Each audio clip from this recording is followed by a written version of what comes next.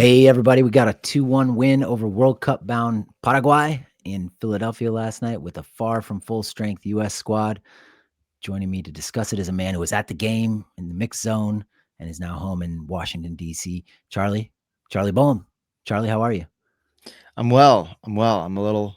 I caught a little. Got a little whiplash Hmm. driving to Chester and back, and now flying to gorgeous Florida later tonight to catch Uruguay match. But I'm feeling great, and it's always a pleasure to chop it up with you. Thank you. Thank you. So what was the scene like? Was it I saw somebody say it was fun to finally um stick it to a bunch of away fans who were expecting a victory. Um Yes, I would say. You know, it's it's so amazing that in this country, this incredible country of ours, flaws and all, you can play almost any nation in the world, and the diaspora, the expats are going to turn out yeah. at almost anywhere. And you might think that Paraguay, being pretty far away, not that big to start with. I looked it up yesterday: 6.4 million Hmm. Paraguayans in the homeland, and I don't know how many more are living abroad, but it's substantial. And there was lots of red and white stripes, and the red, white, and blue colors of Paraguay were well represented in Chester, PA last night. And I'm going to guess it came down to somewhere around 50-50. Okay. And so it made for a nice experience, though, because it didn't affect the vibe, but there wasn't really much of a negative undercurrent. But they were belting out the Paraguayan anthem, Yeah. well representing, and you saw, I think, on the pitch, um, what they've done is very impressive in probably the most cutthroat federation and qualifying scenario in the world. I would say pound for pound, CONMEBOL is just a bear pit, Yeah. and they got through it yet again, despite having a lot of disadvantages compared to their neighbors. And I think you can see it with what they produced last night. And I think they're going to be a tough out for anybody next summer. And the right kind of test, I think the right kind of uh, setting and tenor to the match, and then the atmosphere itself. It was cool, but not too cold. And a little disappointed, I guess, that it wasn't a full on sellout. But that's a whole other discussion unto itself, right? Yeah. We got work to do. We got work to do on that front as Yeah. a as a federation and all that. I just want to say I totally agree. I think it is so cool that basically anywhere we play against any nation, it's not just any nation, but it's like it doesn't matter where we play, the diaspora is going to show up. And then 6.4 million, just for context, there are more people in the Atlanta metro area than there are in Paraguay. And Atlanta is what, like the 10th largest metro area in the country. I mean, we're a massive country. Paraguay is not that. Um, let's do the lineups and then we'll get into the timeline. I think a lot of what we want to talk about is going to come up in the action. But Matt Freeze started in goal, and then we had basically. I mean, we'll get into the shape question a little bit, but basically, I think Scally was playing right back, and it was Miles Ream and Arfsten across the back line. Dest was kind of playing winger in in the attack and really in against the ball too. So I guess you'd call it against the ball like a 4-2-3-1 or maybe a 4-4-2. I don't, who really knows. The game was pretty choppy throughout. Kind of hard to like see the clean lines of the manager's instructions in our shape. But anyway, Dest was playing winger, and then Tessman and Roldan in the midfield, and then Aronson. I guess Reyna also in the midfield, and then Aronson and Balogun rounded out that front line. Do you have any corrections for me there, or uh, additional context? Not a correction so much as I think, and to my surprise, I thought he'd be coy about it, but Potch delved in response to a question from Ron Blum, who's from the AP, who asks good, straightforward, dogged questions, and Yes. has driven more than a few coaches. I think uh, To a little bit frustration. batty, but I mean that as a compliment because he asks the right questions and sticks with it. And he asked about the formation, and we got a surprisingly detailed an open response and explanation from Poch's point of view, considering the general reflexive paranoia that I think we see from most coaches and managers at the top echelons of the game. So I would say yes. And then what Poch basically said, what you just said in terms of with the ball, or sorry, without the ball, 4-2-3-1, or even a 4-4-2, depending on how you look at it. And then with it, they're building out of a essentially like a 3-2-3-2 or approximation there of shape, where it becomes more obviously 3 center backs and 2 wide players. And I asked Max Arfsten in the mix zone, were you a wingback tonight or a fullback? And he said a little bit of both, So I think there's some fuzziness there on purpose, and I think that works well. And I expect that we'll stay with some version of that from here on out.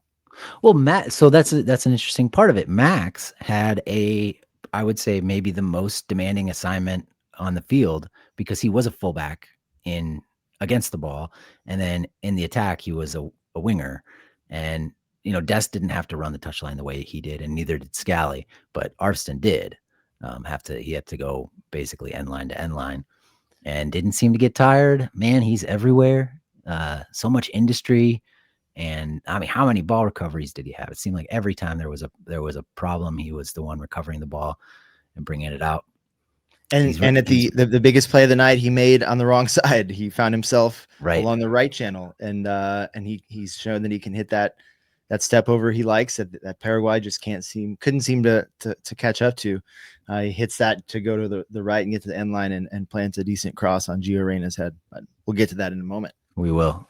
And then I guess a big surprise, I think, to almost everybody, that Gio gets the start in this game. Everybody was hedging their bets in the pregame. Even big Gio Reyna believers like me were saying, well, probably he's not gonna start. He'll come off the bench. But he started, went 75 minutes. I mean, obviously had a good game. Awesome. Obviously, Poch wanted to see him, and he's the big storyline, I think, from the game. But yeah, okay.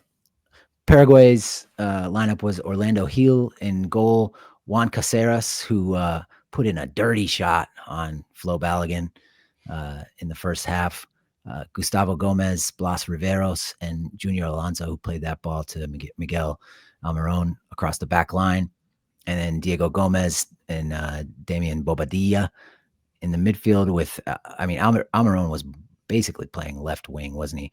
But Luis Enciso on the right wing, Miguel Arce as the striker, and I guess Diego Gonzalez was another midfielder. He must have been. So that's the Paraguay lineup, and let's get into the timeline. Unless you have any other thoughts on that. Okay. No, onward. Okay. So I mean, the only thing, the first few minutes were very choppy.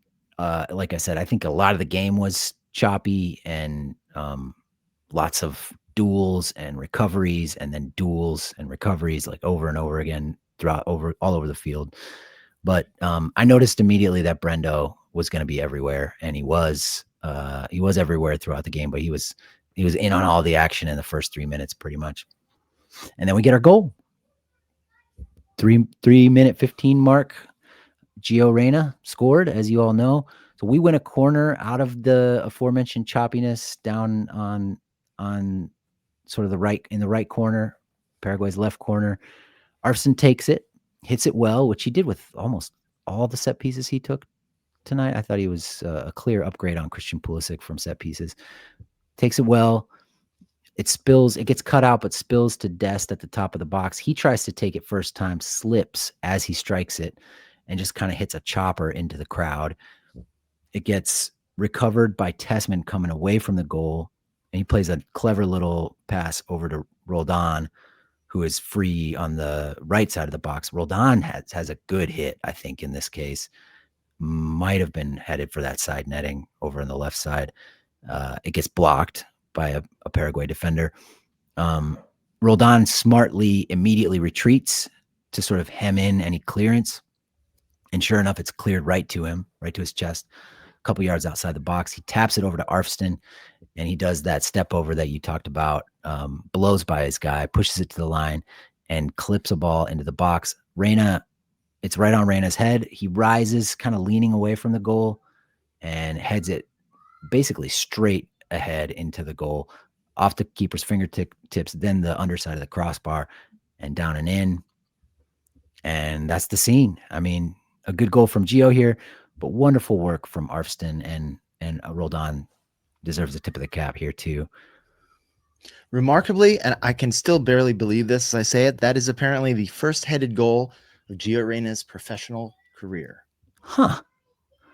I mean, I know he hasn't scored any for the U.S. Yeah.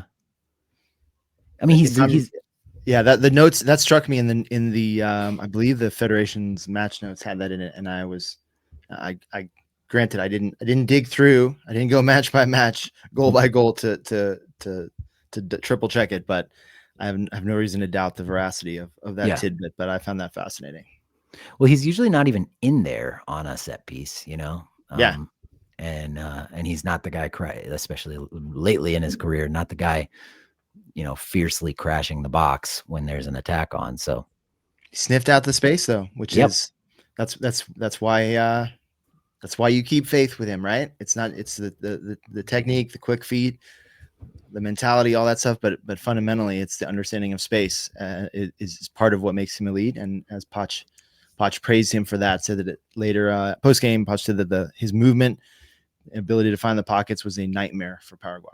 Yeah, I actually cut that clip from the audio Sanjay sent me. So let's just listen to what Poch says, and then we got to listen to Henry Bushnell asking Gio what he said into the camera, which is kind of a funny moment. He showed why he started, and he has confirmed that he's a player that need to improve because he need to play more in his club. But we can see today that he was great, score and assist. And the way that always the capacity to read the game and find the free space in between the line, I think that was a nightmare for Paraguay, and I think he did a very good job. Yeah, so there's a little medicine in there with the spoonful of sugar. He needs to improve. He needs to play more with his club, but yeah, Poch understands what Gio brings to the team. I think it's pretty clear. He runs to the corner flag after he scores, pointing at the number 7, and he says something. Maybe it was "I told you" or something like that. But Henry Bushnell asked him what he said into the camera. I'll just play the clip. What did you say to the camera? I don't know. Was there also a crest pointing in the Yeah, there was well? after. Okay. I do know, but I don't know. Yeah, so he knows, but he's not going to say. Maybe he's learning a few lessons about when the mics and cameras are on.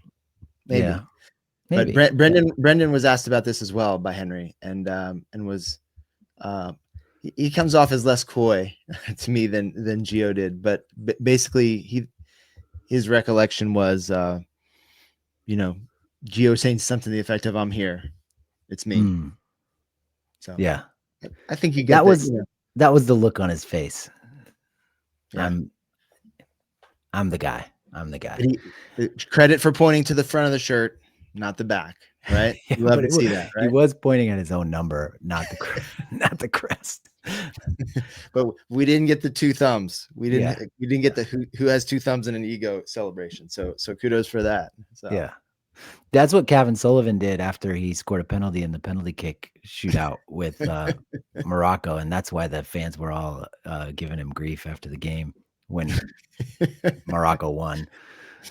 That was pretty fun too. Show some swagger, but find I urge you guys, find your own way to do it, man. Find something new. Yeah, you get out of the box. So 7th minute. So that's it. 1-0. What a great way to start the game. What a great way for Gio to start his first. I mean, this was his first start since mid-September for any club or country. Yeah. Mm-hmm. And only his 3rd, I think, start, or maybe it was his 4th in the entire calendar year. And then it's the longest he's played. The 75 minutes was the longest he's played since last year. So, I mean, on one hand, great news. On the other hand, as Poch says, he does need to play more for his club. Yeah. The numbers are the numbers underline the drought or the disappearance, whatever you want to call it. His first USMNT start since July 1st, 2024, which I believe was the Copa America swan song, and first goal in, I believe it was over 600 days for the U.S. Wow. Yeah. Okay. So there's more to say about Gio, and we'll get into it. The 7th minute, Dest dribbles his guy from wide and tries to slip Ballo into the box. Ballo just gets bodied off the ball there. This is at this 6:30 mark. Dest was lively early. So 2 things here. Dest was lively early and had some good moments. He sets up a great chance for Roldan as well. But he, I think, had one of his worst nights in the shirt. That's my opinion. Just so many 1v1 opportunities out wide where he like didn't beat his guy or lost the ball for some other reason. And Ballo, who obviously scores the game winner later, was just totally invisible in the first half, and really invisible outside of the goal. He was manhandled by Paraguay, I think, and couldn't really figure that out. 9th minute, Paraguay equalizes. So Scally, we'll Zapruder this very thoroughly, but just high level here. Scally gets beaten in behind on the right on a ball from Junior Alonso. Almiron runs onto it and then just whips a first-time sort of half volley ball across the 6, and Arce has a free header from point blank, 1-1. So 3 touches to cover, a total of probably 100 yards in about 5 seconds. It's a really, really lethal sequence from Paraguay. But, there's some people who have to sort of answer for this, I think. But I mean, what's your thought? Who do you? I mean, we've got Gio, maybe not pressing with as much energy as he could. Scally gets absolutely skint. Miles is kind of in no man's land as the ball comes across. Ream is 6 yards behind the play when Arce heads the ball in, and Freeze doesn't come out and claim it. So we have 100% blame. We have to assign a percentage to each of those 5 players. Go. Yeah, I was just as curious about this. I actually dropped it into the editorial Slack chat, MLS Soccer's editorial chat, because I was curious. Did a snap poll, and it's almost equal. I think unfortunately, part of life as a defender is that you give the last word, and so stuff may get dropped in your lap. You have at the start, and this starts from what some would call an innocent-looking moment with the opposition's center back in his own half with possession. Now, surely that shouldn't lead to you getting cut open collectively in a matter of seconds, but there's a little bit of a failure cascade happening, I think, very quickly, in the sense that Paraguay gets a step ahead and they do not give the time back. And I think this is, you see this, maybe USMNT observers will see this in the opposite sense. Dest may be a culprit in the sense of someone who creates a step, creates a numerical or spatial advantage or an opening, and doesn't hammer it home, right? The right ball at the right time. Yeah. Keep the opponent in a reactive phase. But Paraguay just keeps playing, and they are quick, and they are just precise enough that nobody can get back into it. And I had been marveling at Miles Robinson's recovery speed for both club and country over the past month or so here, because I've covered a couple of his playoff games with FC Cincinnati. Anybody who was worried that he had lost a step with the major injuries he's had over the past few years, I think we're seeing signs that the guy's got a quickness and an athleticism back. Maybe that is what made him elite. That is, I think, ultimately what's going to keep him on the World Cup squad. But even he can't just athlete his way back into things, because you have the combination of a high line with just Gio being a second or two late on pressure to the center back, and the center back cleverly sees that, plays into space behind Scally. Now Scally's flat-footed. He's all alone out there on an island. He's a little slow in reading it, but so are Miles. So is Reem. Everybody's a step behind, and then that leaves, Freeze, who I think is an excellent shot stopper, but the ball is hit too well in just doesn't give him time. He can't cut it out. He can't cut out the cross. He can't react with any amount of footwork and athleticism to get to things, because it's essentially a diving header. So really impressive play, and I think a really the right kind of sobering reminder of how even a team like Paraguay, who you might not say is in the very, very top echelon, Right. they can change things for you. They can cut you apart so quickly, and you don't even you're wondering what happened. Yeah. Yeah, my initial reaction was that is just such a beautiful soccer sequence from them. The ball from Alonso is perfect for Miggy, and like the communication between them, they see it, they both see it simultaneously that this is on. Miggy raises his hand to him and wheels and goes down the line. Scally, like you said, he's leaning a little bit. He's a little caught a little bit front foot, and then I think my thought is Miles is retreating. He's probably thinking Almiron might eliminate Scally here, so I have to shade towards him so that he can't just have like a walk in the park into the box towards the goalkeeper. So I feel like Miles is a little bit acquitted on that basis, like for not being touch tight with Arce. And Reem, I think as I went back and watched the replay over and over again, he's not fast enough probably to catch up when things happen this quickly. But also I've been in that situation on the soccer field. I think he was probably deep down in his subconscious, maybe just hoping that the ball from Miguel Almiron across wasn't going to be perfect, and that Miles could cut it out. And then unfortunately it was perfect.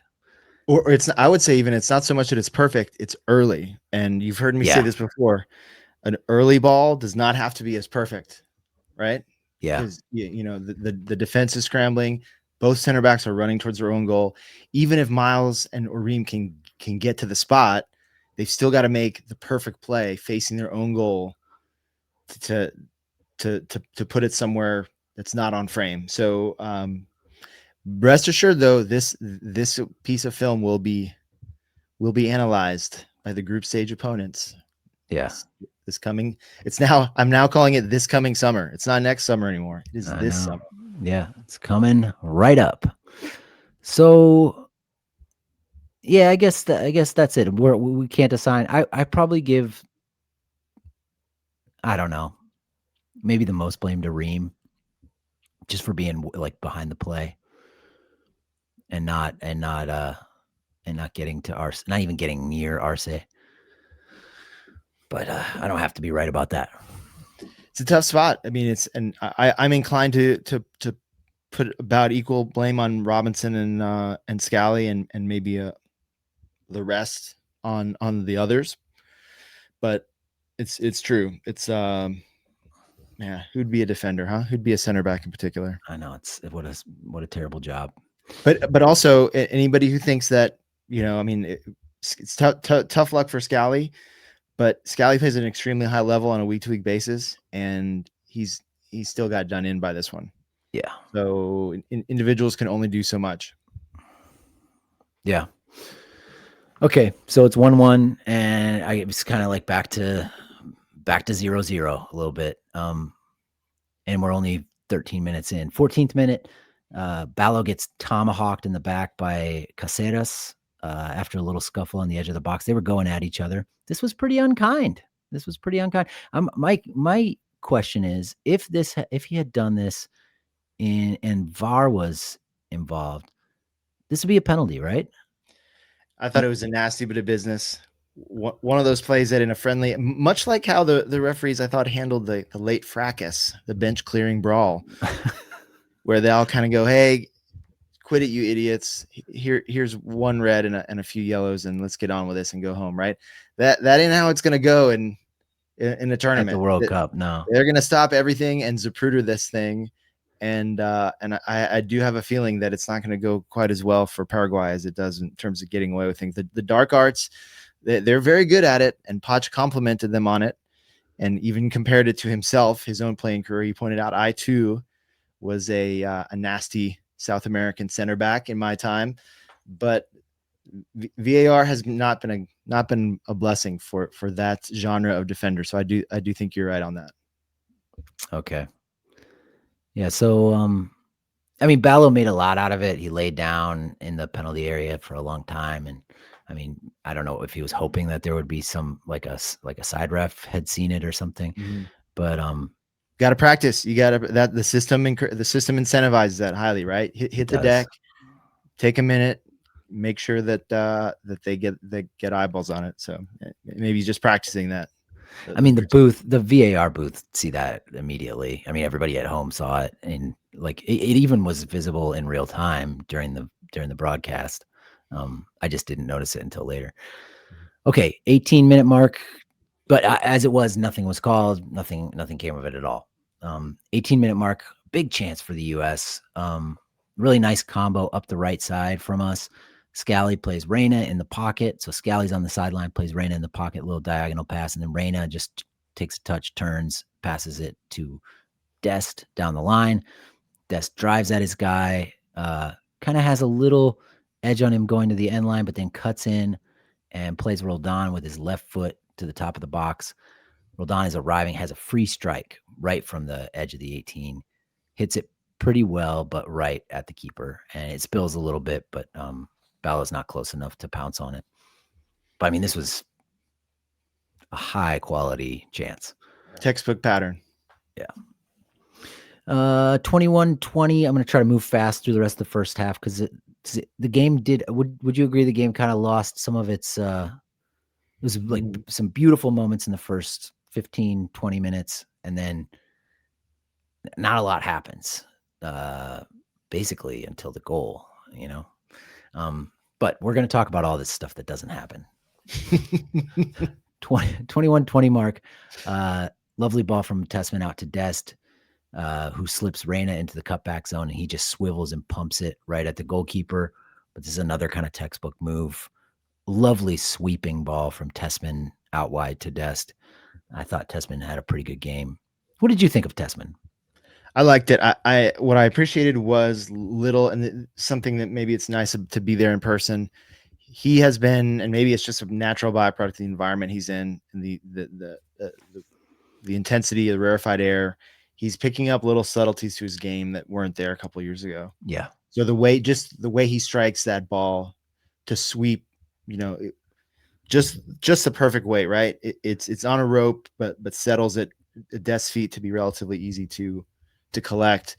A switch of play that's not a boomer, right? That gets it over there with speed, but also with class and just the right weight. And there were those little moments I saw. He had I think a few minutes after that, the back heel that he pulled off in the left channel. He's just figuring out those little, maybe a lot of those same spaces that we were harsh on him in the wrap the other day in terms of that tough day he had against PSG for his club. He's adding little facets and little wrinkles that I think are going to stand him and the team in very good stead. Yeah. I got to go back to that because I feel like we were a little easy on L'Equipe for that paragraph that Paul Kennedy translated for us. Because one of the things they got him for, well, they not, if you may remember, they said he's been a catastrophe for weeks, which is, not really true. But they also dinged him for conceding the corner that led to the game-winning goal for PSG, it was a set piece, and he was right in front of his goal, and he headed it away out of bounds. It was like exactly the correct play to concede that corner. It's just I just have to say he was framed. Yeah, come on. He had some nice, in addition to that that back heel you're talking about, he had some nice work on the half turn in the channel to spring Serge again around the 25-minute mark. So this is when Serge starts to get a little bit messy. 27-minute mark, he gets it taken from him. He dribbled into double teams a lot in this game. Gets it taken from him and then wins it back and then passes it right to Paraguay. And then we are second to every loose ball for the next 15 seconds and all the way into our box before Arfsten finally claims it. I will say it was rare that Paraguay was in our defensive third throughout the game. And so I know people are kind of critical of the defenders, but to your point about Miles having his step back, they couldn't really play anything long because Miles would just clean it up. And they couldn't really possess through us either. So I felt like outside of the goal and some late theatrics, there really wasn't much for Paraguay to hang their hat on attacking wise, even though they got 8 shots on goal. I mean, 8 shots total. Anyway, yeah, I agree. Nasty from Gio in the 29-10 mark. Reverse pass out to Serge, so the ball gets played into his feet, and he just kind of like a no look pass through like 3 or 4 defenders. I know Henry Bushnell mentioned this in his story for The Athletic, and then has the GIF in there. That's kind of cool that they're putting little clips in their articles now. Yeah. I mean, nobody's gonna have to listen to our podcast anymore. Oh no! Wait a minute. What have we done? Serge fizzes the ball across in Ballow's direction. It gets cut out. Gio reclaims it at the top of the box, tries to shift it over to Arfsten, and then Arfsten gets dispossessed. This isn't Arfsten, a great moment from Arfsten, but man, I'm really happy with him. He's grown on me a lot. When I look at the strides, I mean, his 2025 with the national team has been just an absolute leap. I posted on Blue Sky during the match. This is a guy that 3 years ago, this was an MLS Next Pro player with the San Jose Earthquakes, who was going to get dropped into the MLS Super Draft. The Columbus Crew steal a march from the Quakes and use a Super Draft pick on him. And he's still a project. This is I think he was being in the process of being converted from striker at this point. Nobody'd heard of him. He's a kid from Fresno, and now I think he slipped a little in the final minutes of the match, and Poch dinged him for it. But first half, probably the best player, maybe on the pitch, maybe right up there. Yeah, US side. Confidence, man. Just the confidence is just flushing through his veins. Yeah. And I love how he makes a mistake and he just kind of shakes it off. Keeps going. We have them pretty well pinned down towards like the back half of the first half. I mean, we're not creating a ton of danger, but we are in their defensive third a lot. And I'm just happy with the intensity of the game. That's all I got for the first half. Let's take a break and come back and do the second half, including the game-winning goal and maybe a few sort of big picture takeaways. We'll be back. Oh yeah, if you wanna skip the ads, support our work, join the Patreon. The link is in the show notes. Okay, we're back. Second half starts with a lovely combination from us to get out of our half. It's like, I think, Freeze to Scally to Tessman over to Aronson, and then, Tessman to Dest, who plays a little one-touch outside the boot pass to Gio, and then Gio just kind of Cruyff leaves it for Dest, and he's off to the races.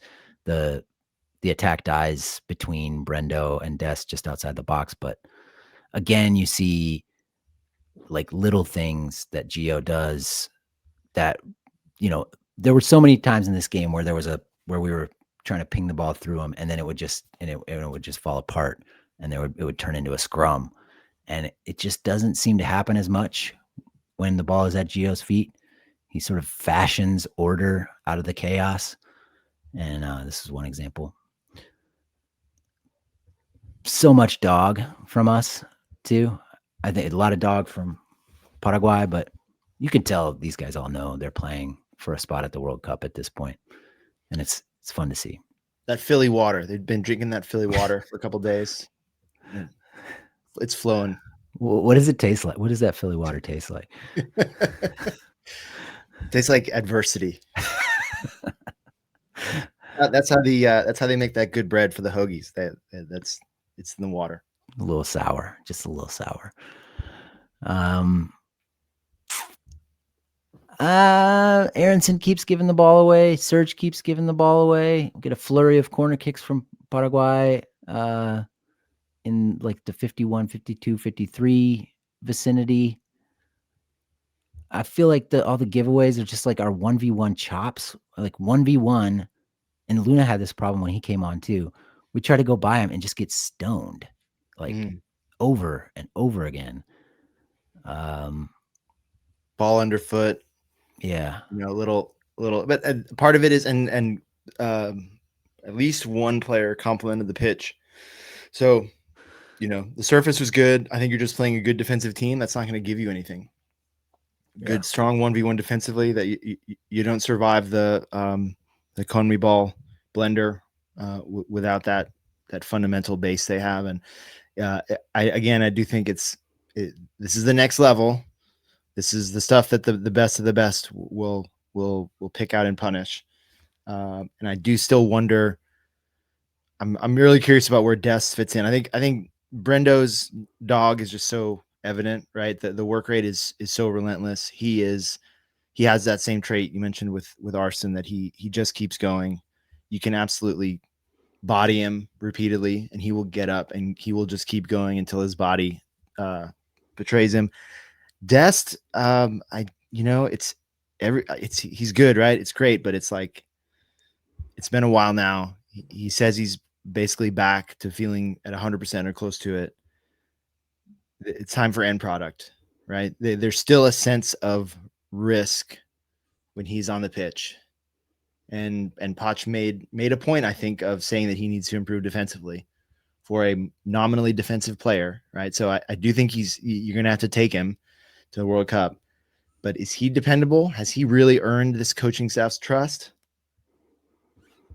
Be watching that closely on Tuesday night. Yeah. Yeah, I mean, I wish. So I guess I have a couple thoughts on that. I wish he would have been more dominant in possession than he was. I think I've made that clear already on this podcast episode. The other thing is, I wonder if he isn't. So he was asked, I think on Friday, does he prefer playing wing back or fullback? And he said it depends, and it depends on how the opponent plays. So he's not like definitely I like to play wing back better. And it made me wonder, is he better in possession when he's playing fullback? Because then he can eliminate a winger and maybe a wide midfielder and then play a pass into the attacking third than he is when he's the actual winger and he's got to beat a fullback who's like paid to stop him and then provide the end product that you just mentioned, because end product has never been like a major strength of his. It's like he's a guy who gets you through the middle third of the field elegantly, and helps you build out and create like a foundation for attack. Something we really made a lot of good use of as a national team under Berhalter, I guess, with Dest. You would think this is tailor-made for him. This system that they've settled on. He was strangely lukewarm about it. So some of that was he wasn't super gregarious in that mixed zone environment on Friday. He said a couple things that I noted that caught my attention. What? A little bit, because this is the mixtape kid, right? He said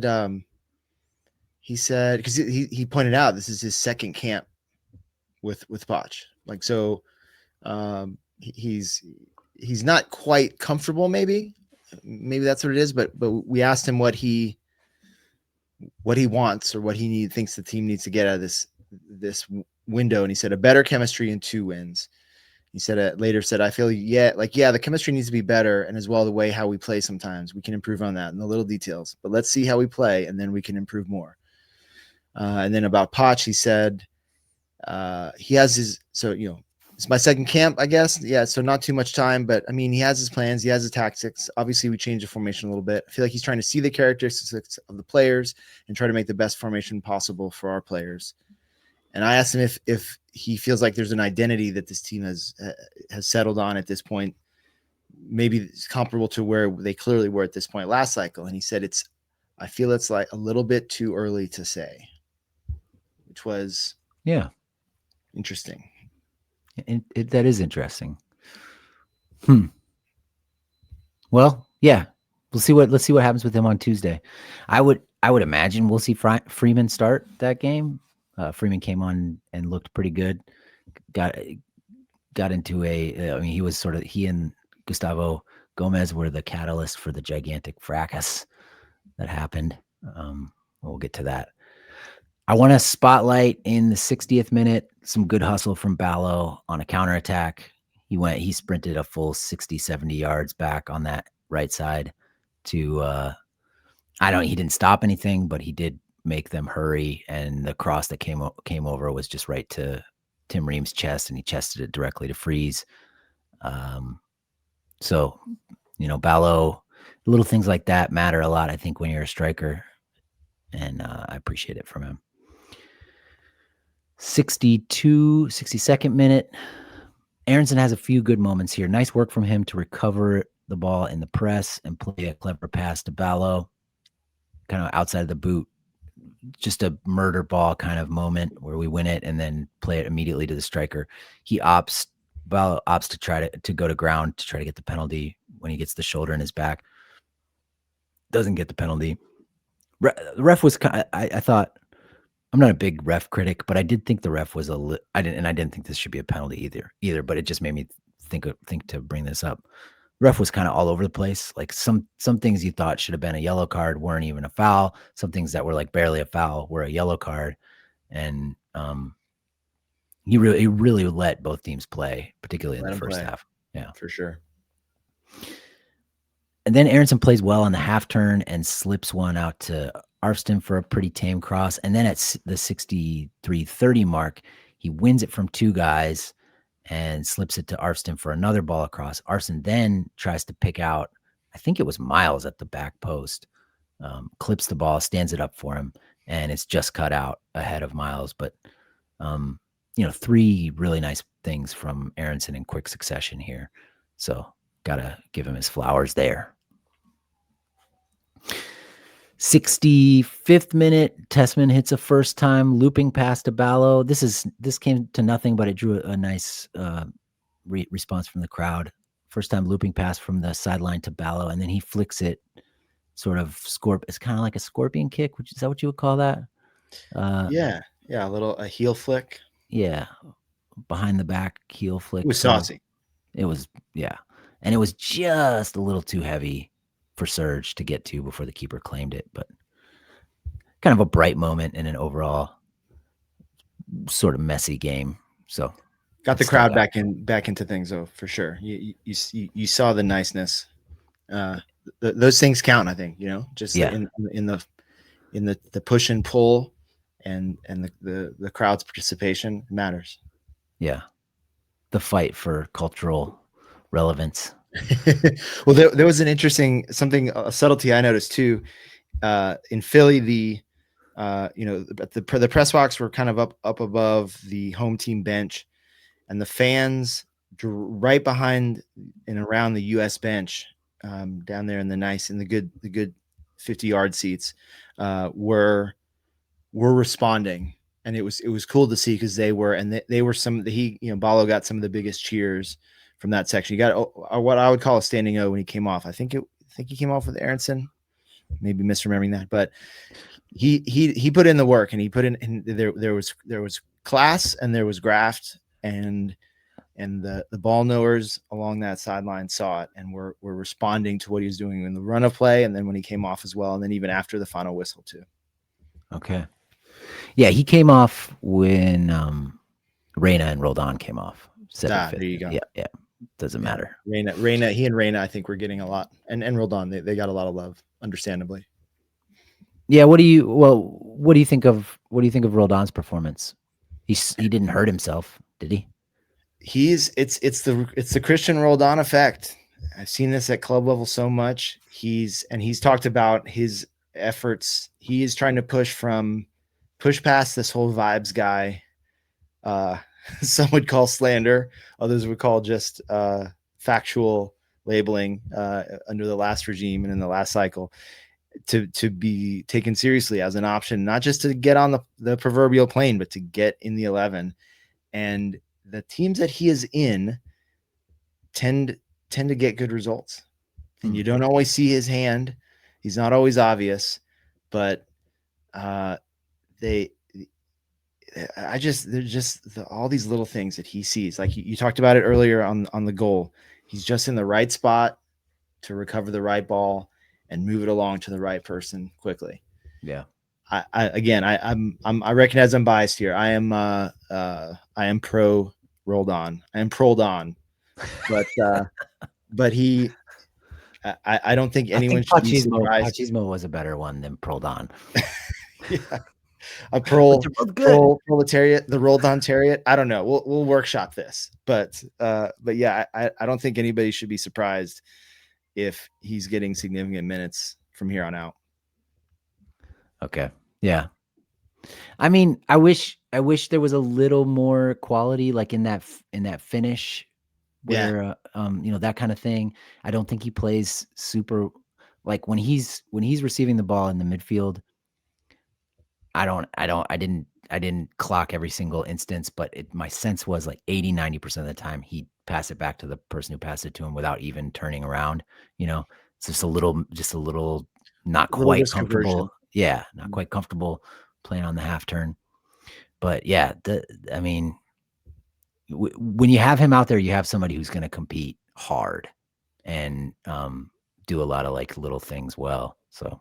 And a small note too, he did one of the online availabilities this week, and I can't remember if he said 50 or 60 games, but the Sounders have had a marathon season between Club World Cup and Leagues Cup run and all the other stuff they've done, and he's just an ever present when he's available, and the mileage is really adding up. I think you saw the toll that it took on him, and I asked him about his off-season plans because the Sounders are out, his club season is over.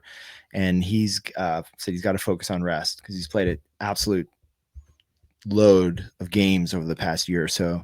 So I'm curious to see what the first few months of 2026 look like for him. He's earned some rest and very much needs it, and that could make the difference in this conversation we're having about him. He well, the MLS calendar flip. I know we talked about this a little bit. Does it go into it doesn't go into effect next year, does it? No. Well, it would be smart, right? The original, one of the core elements of the idea originally was to do this to really ride the momentum from the World Cup. Imagine flipping this switch immediately after the tournament, but they couldn't get their ducks in a row soon enough. So the earliest this is going to happen is the summer of 2027. So they would play an abbreviated sort of sprint season in the first half of 2027 and then switch into the new format that summer. We're not, I don't think that we are certain that is how that's going to go, but that I think is the desire. That is as soon as this could happen. So a missed opportunity there, sure, to not do it right after the tournament, but so yeah, not imminent. Okay. So, but he'll still get plenty of action in March and April. Yeah, and remember, the part of the reason there's no January camp this winter is the MLS clubs have requested that because the preseason will be starting up nice and early, especially for the CONCACAF Champions Cup participants in early first or second week of January, I believe. Okay. All right. So the game's opening up. Back to the game for a minute. 66-minute mark. Game's opening up. Arfsten finds Gio in the pocket, a turn and a run into wide open space between the lines. He plays it out wide for Dest, who cuts in and has a left-footed shot that goes well over. Reference your comment about end product. This was like maybe a carbon copy of the goal he scored against Costa Rica back in World Cup qualifying. This one, you just didn't hit it on frame. And then we get some subs. So Luna comes on for Scally and Freeman comes on for Dest.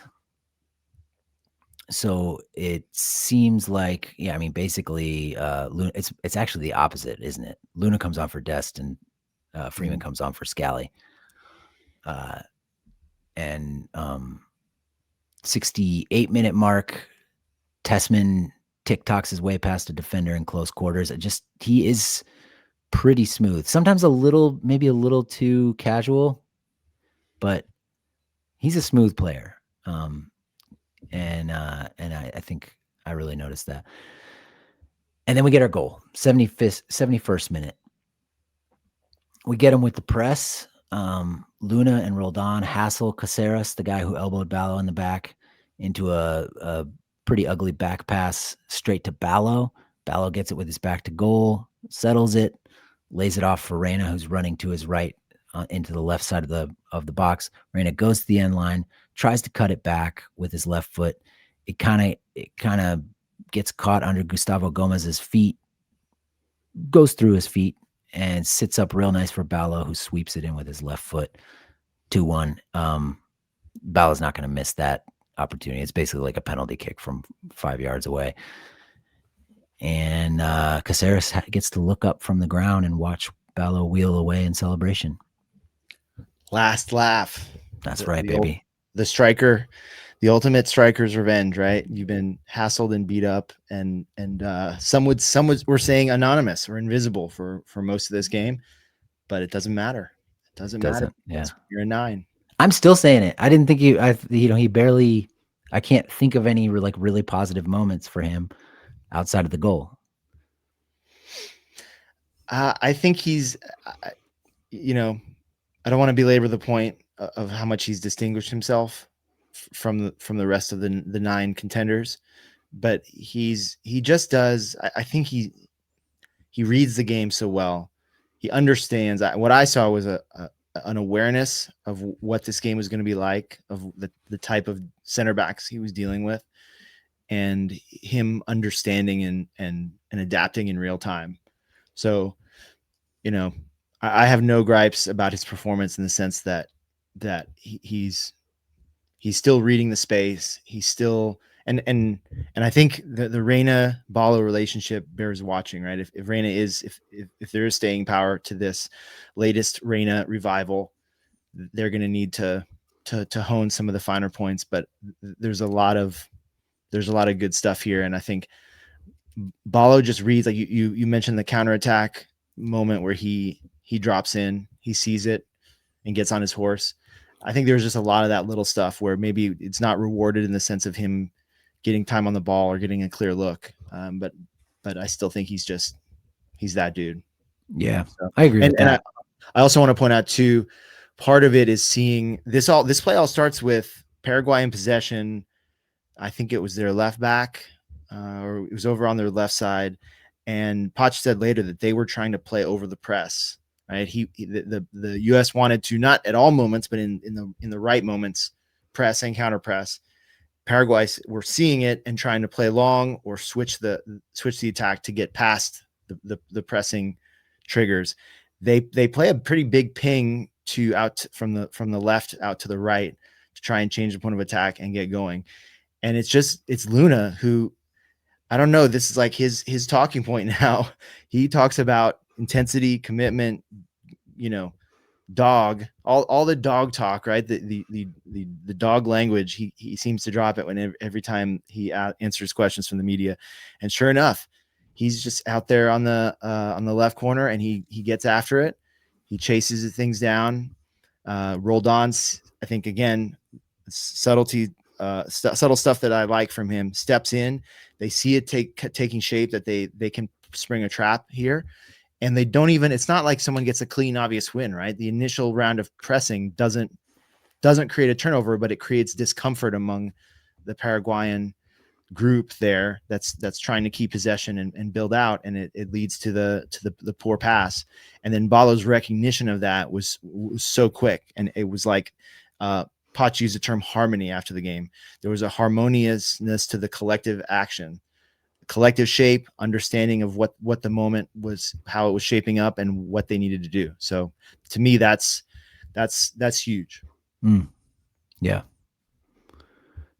Yeah, I like that because both Ballo and Reyna really sprang into action immediately and got that thing done. I do want to mention, Gio is not going to win any awards for his defensive effort in this game, but his in the 73rd minute, after he plays a nice pass to Brendo down the line, Brendo kind of beats his guy inside, then loses it trying to shift back to the outside. It's always seemed like there was like one too many defenders he tries to take on. He could beat the first one and then he would lose it. But anyway, he loses it and Gio wins it back with a crunching sliding challenge that plays it over to Ballo, shoots from 20 yards wide of the far post. By the way, Gio jumped into Ballo's arms to celebrate Ballo's goal. And there's a nice picture of that going around. Just reference the chemistry between those two. Mm-hmm. They do seem to have a pretty, at least a mutually respectful relationship. Mm-hmm. Probably more than that. Then we get the subs. 75th minute, Timothy Tillman on for Reyna. Aiden Morris comes on for Roldan, and Ricardo Pepi comes on for Balogun. Really just two other things we got to talk about. One is the huge Pepi chance. So 79th minute, Tillman wins it well at midfield, plays it over to Luna, who goes past his guy on the left and then skids it across the 6, goes through another defender's legs, and it falls to Pepi all alone in front of the goal. He gathers it, tries to shift it onto his right foot. Does shift it onto his right foot, and then has his shot blocked off the line by a defender. I don't really have some big point to make about it other than he would have scored if we needed the goal. That's how Pepi works. That's how destiny works.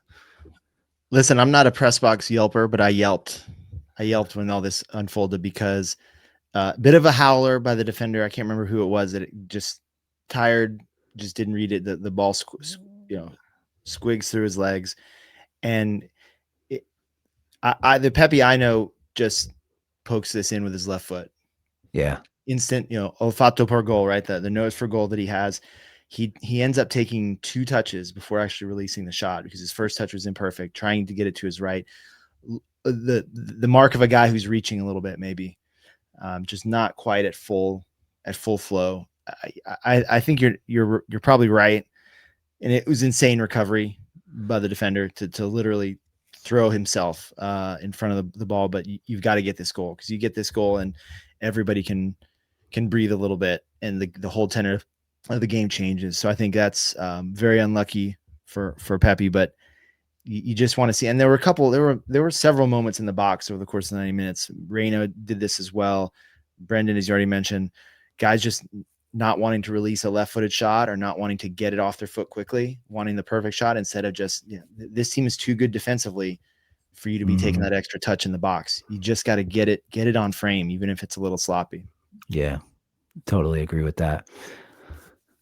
Okay, and then we get the, Sebastian Berhalter comes on for Brendan Aronson in the 81st minute. He tackles somebody in the box and starts jawing at him. I think it was Kaku.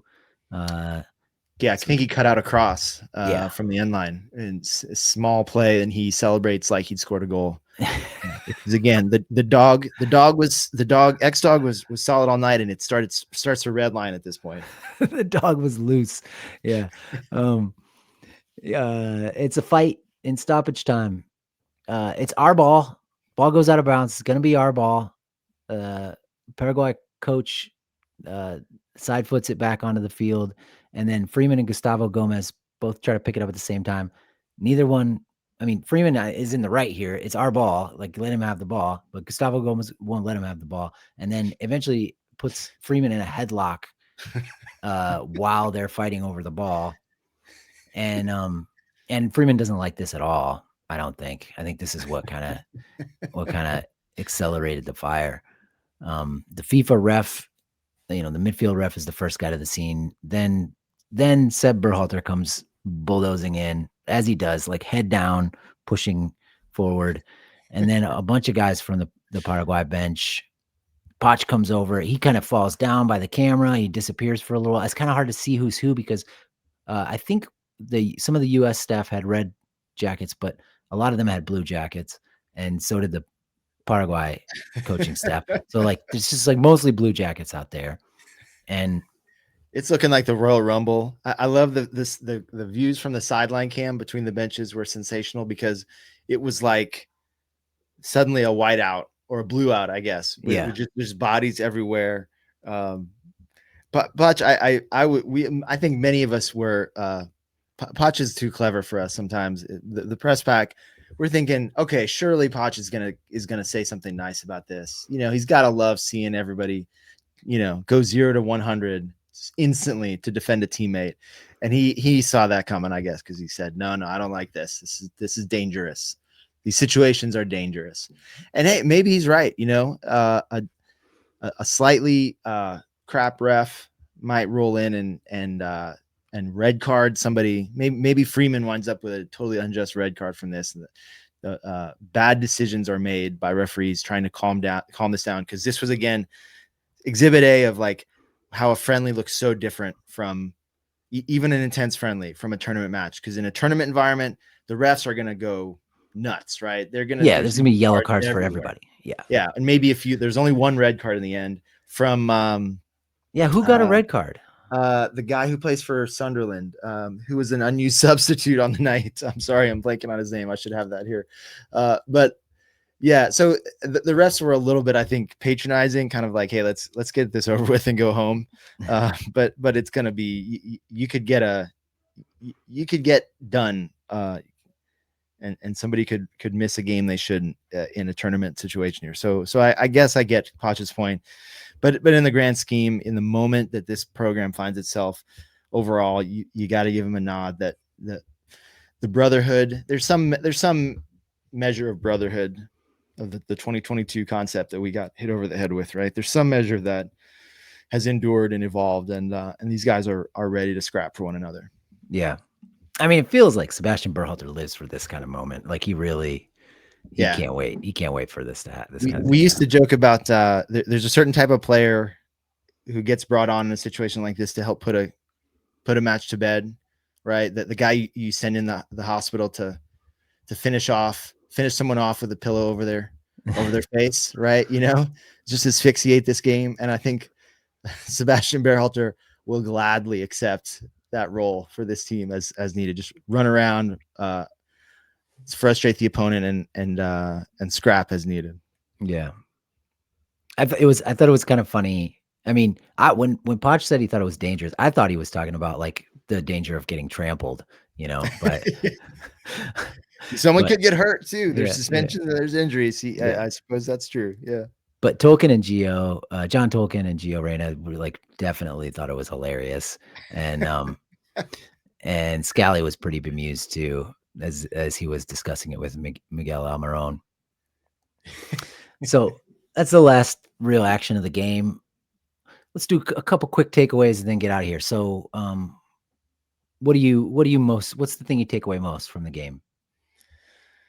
Well, again, I say this with caution because you got to play Marcelo Bielsa's Uruguay in a matter of hours. And if I think it's very easily that they're going to, that game could get away from you very easily. Right. And then that casts a whole different kind of shadow over everything that's happened up till now.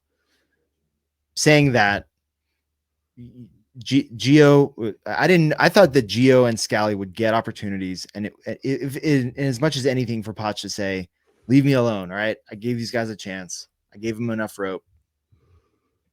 They didn't do enough with it, but they did.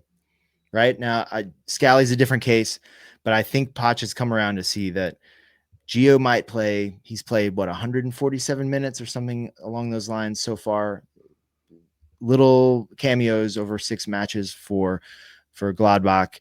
He emphasized as much as Poch did how he feels good there. He's committed. He feels valued. He's determined to get on the field and become a regular starter. Even if that doesn't happen this spring, you've got to take him because that's one of the unicorns in your player pool. Mm-hmm. And I think he did everything he could be expected to do in this match to drive drive that point home. Yeah, he's coming to the World Cup. I mean, unless he gets hurt before Injuries aside. Yeah, and this is the main thing for me. He's probably going to be a difference maker for us there. I mean, we need him to be, and and he was given he was. I thought even some of the praise was a little over the top. I mean, I saw him get a 9 out of 10 with some of the player ratings, and I thought that was a little. And I say this as a compliment in the grand scheme. He was rusty. I thought there was that imperturbable Rolls-Royce level smoothness that we've seen from him in his best moments was not quite there. Understandably, right? So I think if this is what he can do, well short of, and he said he thought he was asked to give a percentile to his fitness level right now, and he said he thought he was around 80% maybe. So if this is an 80% Gio making his, pushing to just make an impression and make the most of his minutes and get back into the mix and strike up a relationship with Poch, think about what's left on the upside there. Yeah, totally. I mean, I thought in the final third, he also, I think you said this earlier, he also didn't get the ball out of his feet quickly enough in a few occasions. And it seems like to your Rolls Royce point, that's not 100% Gio. Like he doesn't just give the ball away in the box or in the final third the way he did a couple of times. And also he disappeared in the game after the 60th minute. I mean, he did play the pass that Poch called an assist, but nobody else is calling an assist to Ballo. But he was pretty quiet after, I don't know, 55th minute or so, like in the run of play. That's so for me, that's the big one. As well. I thought Tessman helped his case.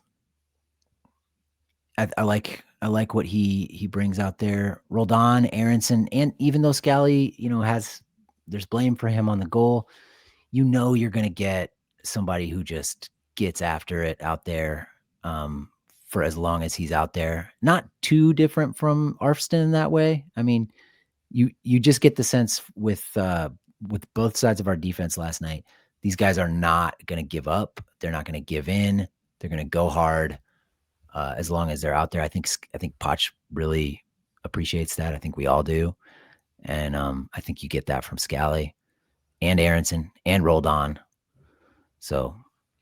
And Scally, Poch talked about how they see him as capable of being a wing back, orthodox fullback, an elbow back, or that even if he's a fullback who can invert, who can drift inside and connect and fill that role. So, and I'm starting to wonder if he and Gio are even sort of a package deal, because Gio talked about how close they are. They spend like 8 hours a day together. They're obviously both at Gladbach.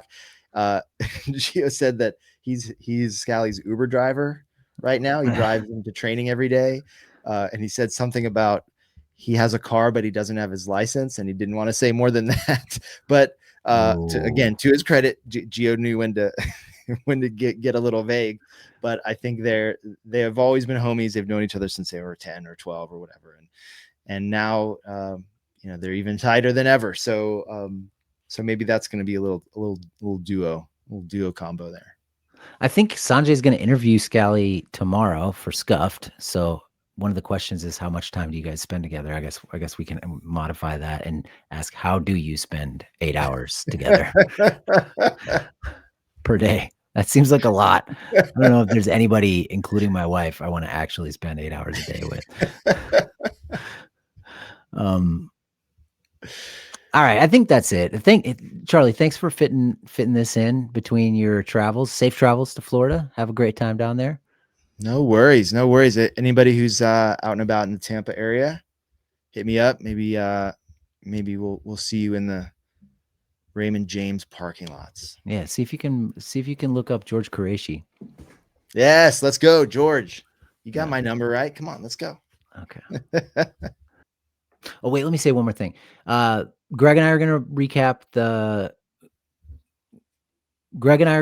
Uruguay match on Wednesday, so look for that. Thanks everybody for listening. We'll see you.